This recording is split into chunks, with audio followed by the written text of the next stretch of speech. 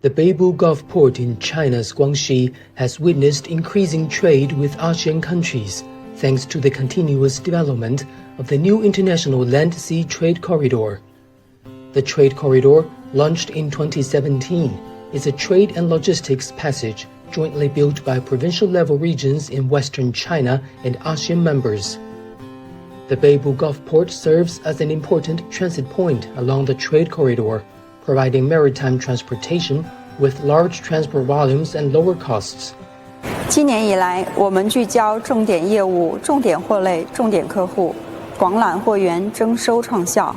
北部湾集装箱公司实现1到5月陆海新通道货量稳步增长，海铁联运业务同比增长8.9%。得益于西部陆海新通道发展的良好态势，今年1到5月。北部湾港累计货物吞吐量12091.09万吨，同比增长5.94%。